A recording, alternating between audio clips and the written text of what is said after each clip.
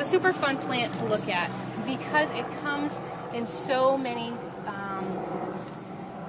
forms. It has this beautiful vine that crawls up the trees, and you've probably seen it with the older vines are super, super big and super hairy and brown. And I always tell kids they remind me of the Snuffleupagus trunk from Sesame Street. I don't know, do kids still watch Sesame Street anymore? I have no idea. But that's what it reminds me of. There's this beautiful, big, hairy vine that grows all the way up. And that is poison ivy. There's oils on those hairs and in that vine. There is another variation that you're seeing right here on the ground. There's these tiny little leaf plants, and they have these tiny little stems. And the leaf and the stem and the roots all have the oils on there that can adhere to your skin and give you a nice itchy rash.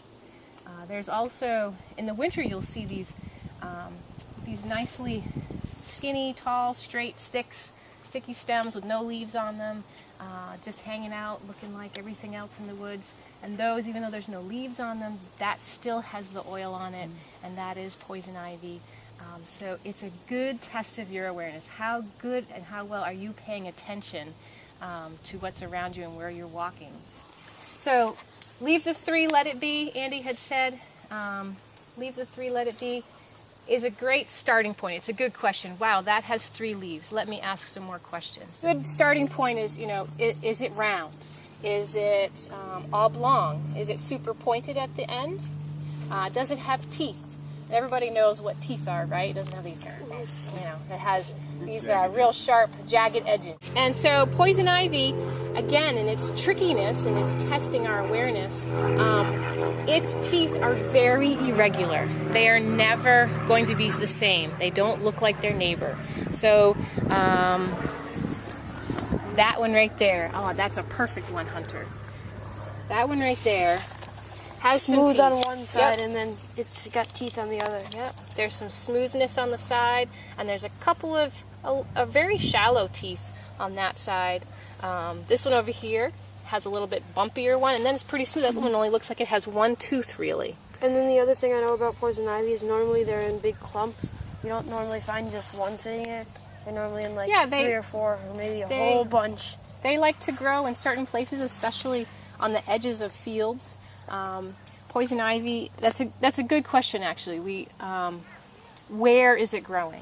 Do you see it in the beachy sand? Not as much. You can see it in the beachy sand on the edges, but you don't usually see it growing right out of the middle of the sand. So where are we seeing it? We're seeing it right on the edge, right where it always is. It likes the somewhat shade, somewhat sun.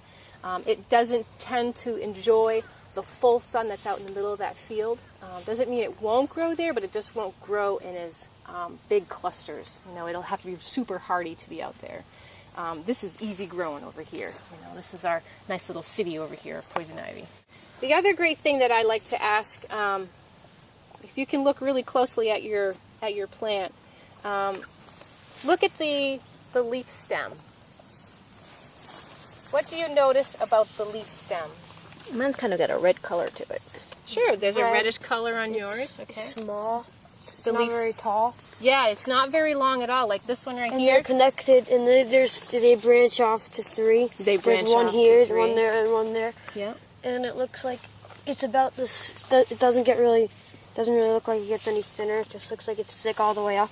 Sure. Yeah, those are great observations. If you look at the length of the leaf stems, do you notice a pattern? Does anybody notice a pattern in the length of your leaf stem? This one's longer than the other 2? Yes. That is pretty much an almost always indicator of poison ivy. That middle leaf stem is longer than the pair just beside it. So you mean the leaf stem, this leaf that's is going right here. through the center of the leaf itself? No, the stem to the leaf. Oh. Yeah. Okay. Once it gets into the plant, then that's the vein. That's the vein. Okay. Yeah. Yeah. So these pair right here, the leaf stem is very, very short, and they're generally symmetrical. Okay. Right?